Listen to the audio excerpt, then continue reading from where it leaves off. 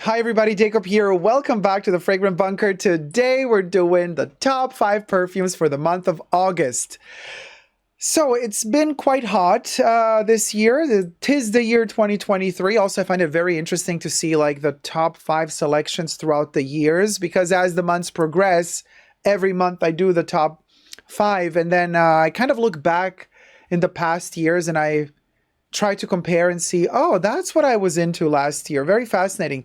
Temperature plays a huge factor, climate, my, state of mind, the psychology, the politics, all of that stuff contributes to me kind of choosing specific smells that I surround myself with. So this year, August is very hot, quite humid.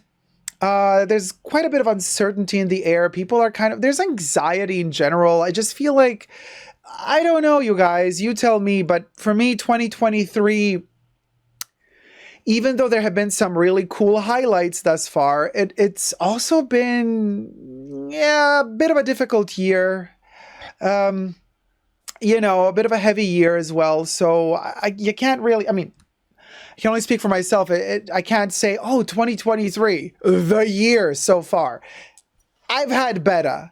Okay, I've had worse, so I'm not complaining here, but I'm just saying, interesting to put this into perspective when we touch base on the perfumes, because the perfumes are kind of the accessory that matches the mindset that I'm going through.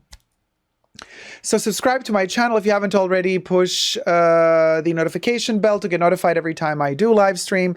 And you can also join me on Patreon, superdacob all spelled together there for extra perks.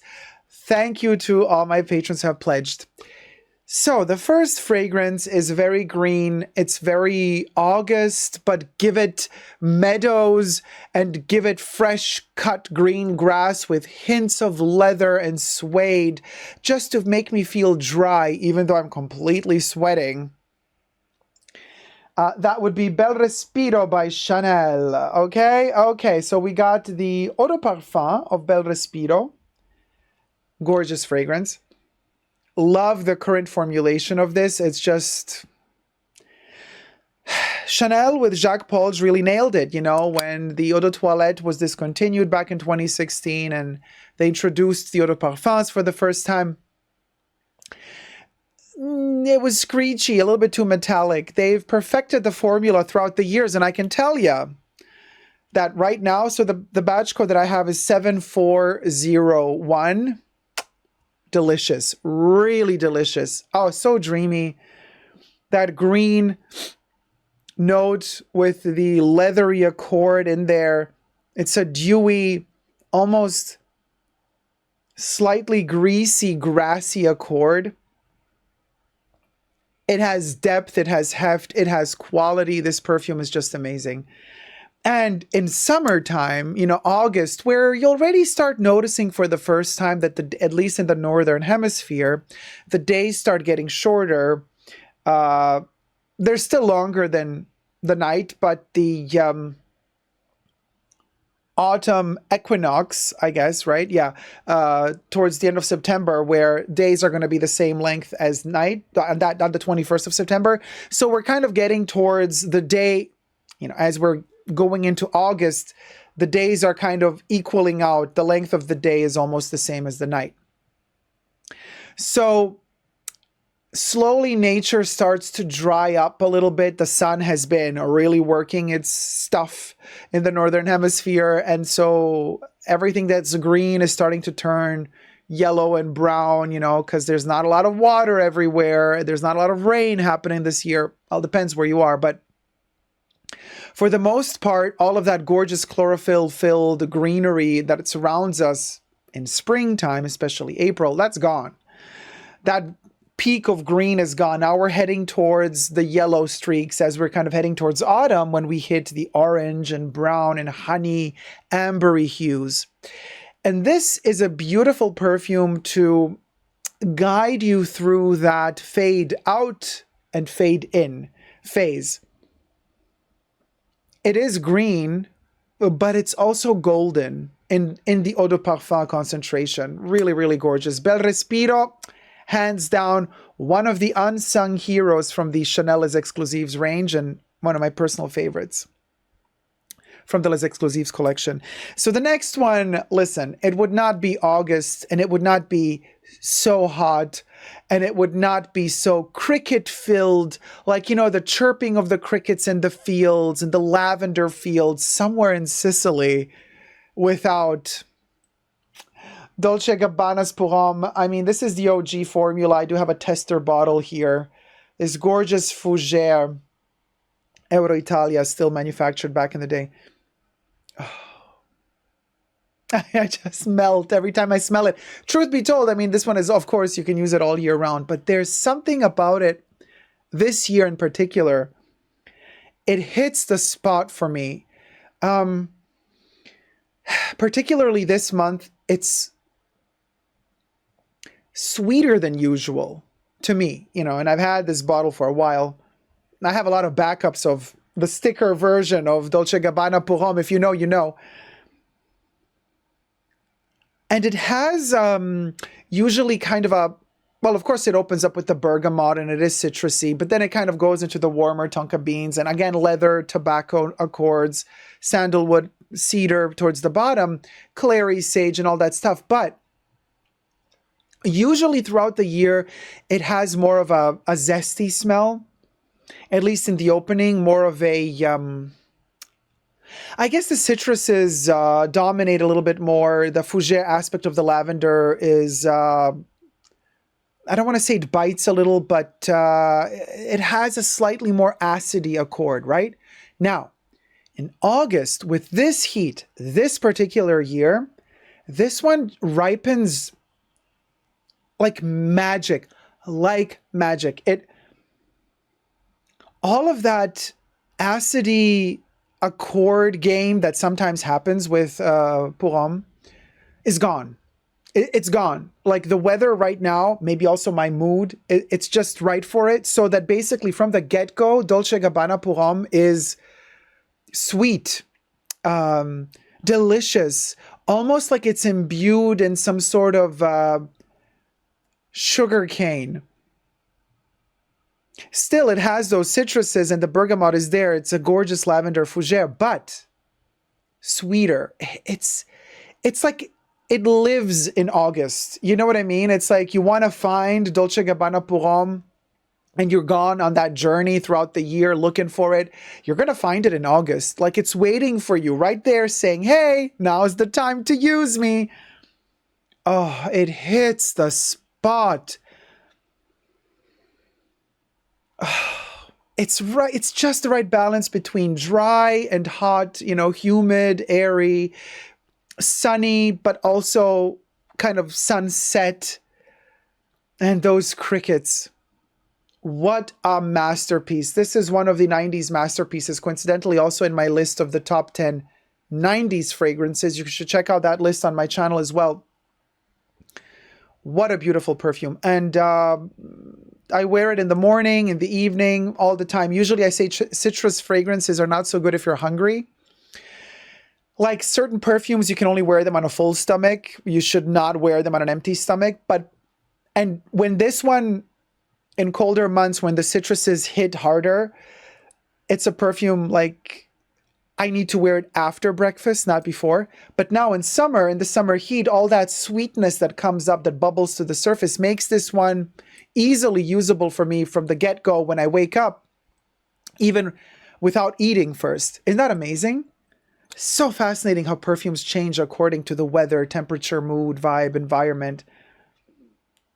Masterpiece. I really hope that Dolce & Gabbana one day find a way in their hearts to go back to the original formula, because we'll go. IYK.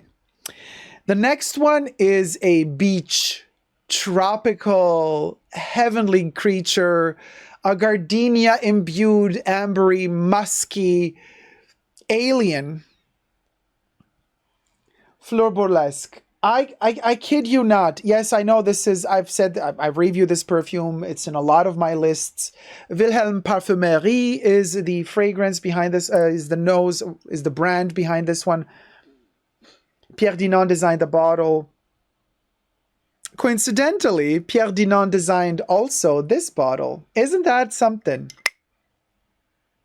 Pierre Dinan designed both of these bottles. Like I said, it's like a modern version of Giorgio Beverly Hills, the 80s masterpiece fragrance. This is kind of, to me, smells like a 2020s rendition of Giorgio Beverly Hills, and it's very musky. It does have its synthetic musks, of course, but it has because like the name of it says, Floraburlesque. This thing is something that I would wear on the beach. It's not the best perfume to mesh with the sun, so stay in the shade, sip your gorgeous tropical cocktail, whatever cocktail you choose, and wear this. As that light breeze is coming from the ocean, you know, that little windy breeze coming to you from the beach, kind of pulling towards you as you are sitting under the shade, sipping your cocktail with a huge, you know, white brimmed hat that covers your eyes, you know, white sunglasses, you know what I mean? We're talking dynasty style. And you're wearing this. I just get little wafts of it. It's so delicious. It's such a tropical accord for August. And it is quite burlesque because it's a coquette of a perfume, you know. It's flirtatious. It's a type of perfume when you're wearing it in the right temperature and with the right clothes or lack thereof, you just go, It's that type of perfume. It never goes cheap. Don't get me wrong. You know, it's not a hoish type of scent. It's sophisticated. I mean, the bottle is gorgeous too. The bottle also shows us sophistication. Look at the roundness and then kind of the flatness here. It's giving me also very much 30s vibes with all of the kind of dents in the bottle. It's 40s, 30s vibes.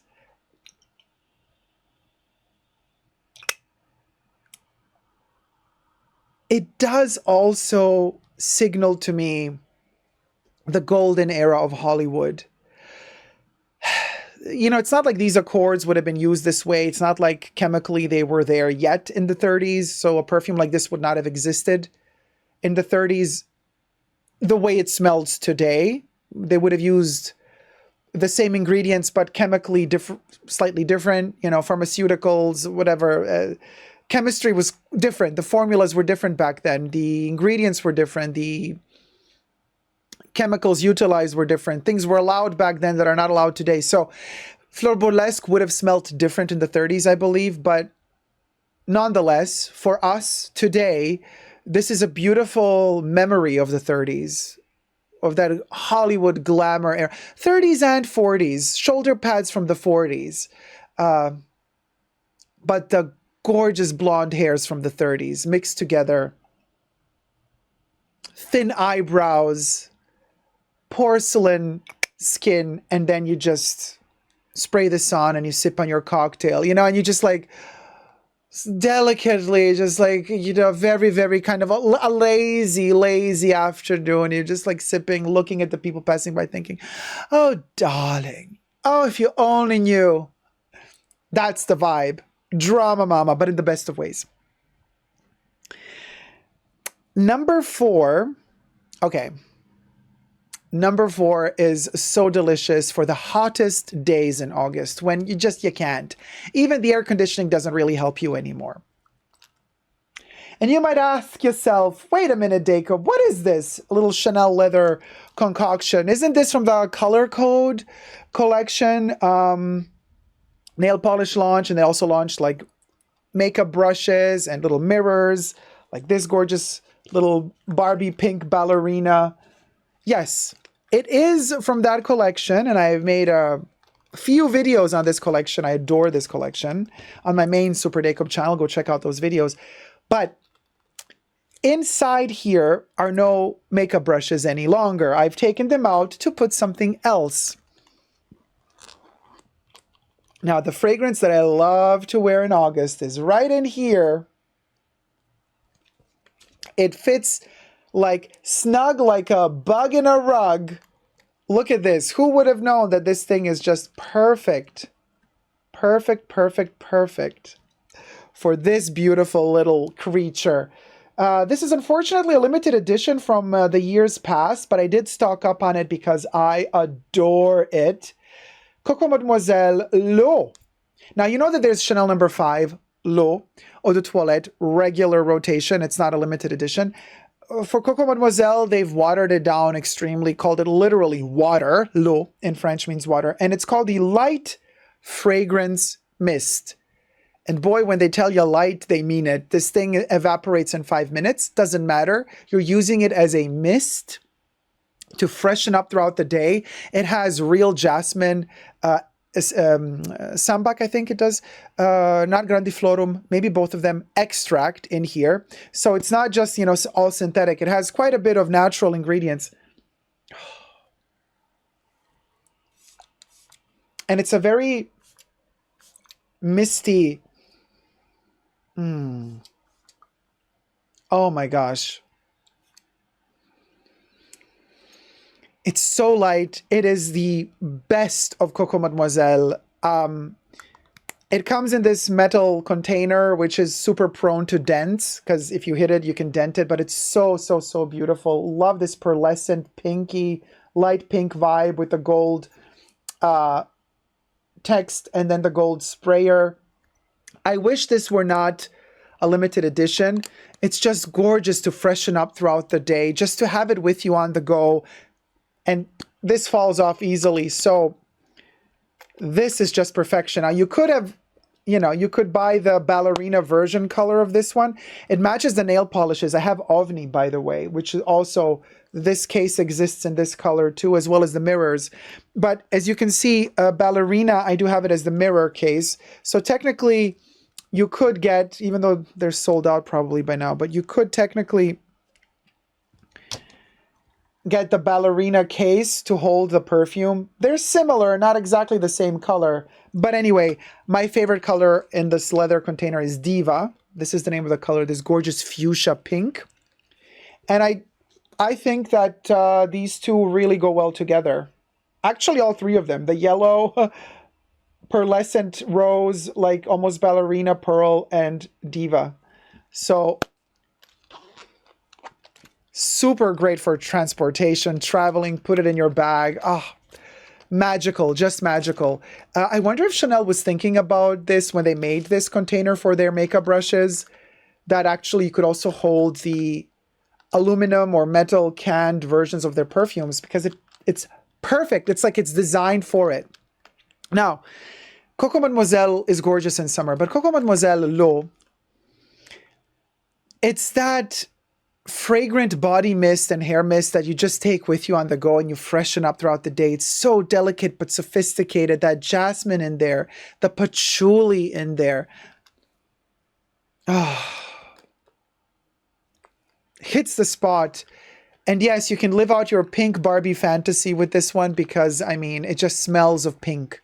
Coco Mademoiselle, literally, especially in these kind of delicate, more subtle nuances and accords and formulations and concentrations, smells very pinky. So it's a beautiful, dreamy vibe to wear this perfume in summer. So that's my number 4. Now, staying on theme with the metal container, here's another gorgeous perfume that is the opposite of these 4 that we've seen thus far, but it is nonetheless not any less of a power perfume in August and my obsession at the moment. It is Yves Saint Laurent's Rive Gauche Eau de Toilette in its current formulation. Now, I know that a lot of perfume lovers, especially perfume lovers of 70s fragrances, really do not like the current formula of Rive Gauche.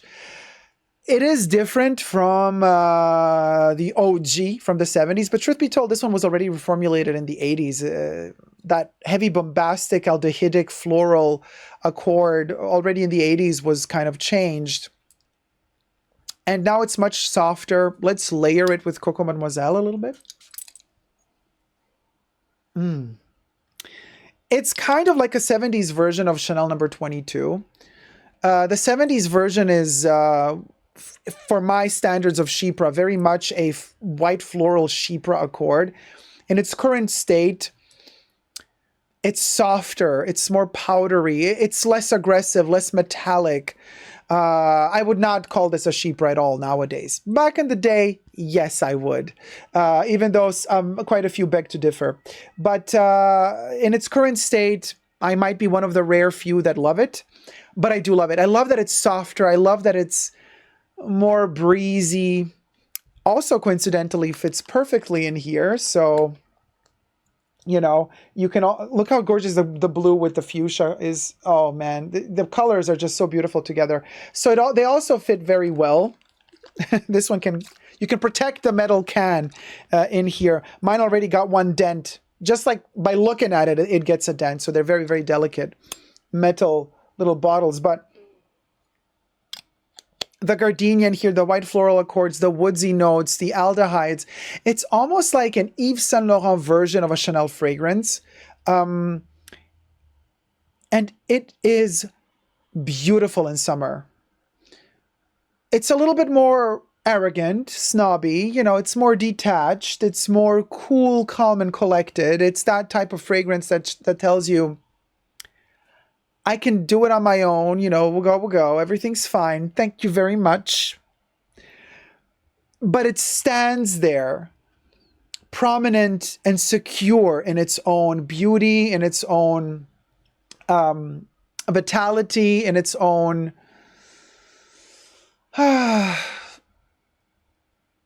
I guess in its own knowledge of the fact that it is like a marble presence of a floral perfume in the middle of the room. And because it's a very light marble, it has that powdery feel to it. You know how when you go and visit some of the masters, art masters, and in museums, and you see their marble sculptures, they're not painted, the ones that have lost all the paint. Yes, in the past they used to paint marble sculptures. All the paint fell off, and now we think marble sculptures were always just marble colored. They weren't. Not always. But we digress. But that white marble, there's a specific type of white marble. Maybe it's from Carrara, I don't know. But anyway, you go close to it, and it kind of absorbs light. It doesn't bounce it off because it's mattified almost. So you almost feel like there's a peachy skin tone on top of that marble. And you can almost sense the powderiness of the sculpture in the room. Well, that's how Rive Gauche smells. And that's why it's also so interesting in summer, because it gives you that peachy, albeit metallic because of the aldehydes. It has that, still a little bit that metallic opening accord, even though way less than it used to in the 70s, which I'm personally grateful for. I don't need that screechy opening. Not all. Sometimes I'm in the mood for it, but right now I'm in the mood for this more subdued version.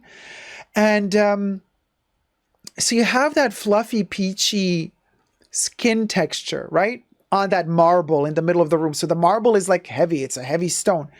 And yet, through the grace of how it's been chiseled into shape and how it refracts light, or quite the opposite, absorbs light, you just feel like there's a peachy, fuzzy vibe on this heavy stone in the middle of the room. All of a sudden makes it look super light. That's what this perfume does in the heat. It turns into that marble statue. It turns you into that marble statue. Maybe you're not as chiseled as the Michelangelo statues are, or the Davide, but doesn't matter. You're going to feel nicely sophisticated, cool and dry, even though it's really hot outside. So it's a beautiful fragrance that blooms in the heat, but doesn't suffocate you in the feet, in the heat. But the opposite, it gives you quite a nice, fresh vibe and mood and atmosphere. So now, I don't know if most of the masses out there are used to this accord nowadays. You know, people just want their sweet, easy, simple, non-offensive fragrances. So wearing this to the office, public transportation, I don't know how people would react to it, because probably many young noses are probably not used to this perfume. So they're going to be like, what's this weird smell, right? So, but I think we should get the masses used to it again and get them going and get them kind of like, oh yeah, yay, this is amazing, you know, like the more you smell it and the more you like it. That's the point. The more you get used to it and the more you're just like, wow, okay, this thing is unique, it's special. It makes you crave it more and more. You know, another really interesting note that pops up here in summer is a salty accord. It almost has a salty vibe to it, right? So it almost also feels like you just came out of the ocean or out of the sea, and you have that slight, as the water dries on your skin, you have that slight opaque refraction of the light, just like a marble sculpture, but it's the salt that dried on your skin that makes your skin look a little bit more mattified. And then like, if you lick your arm or something, it's going to taste salty, right? Well, the way that tastes is the way this smells. There's a hint of salt in there. It's just so delicious, which also makes this really blend well with sweeter perfumes. I love to layer this with Chanel's Beige, for example, the Eau de Parfum.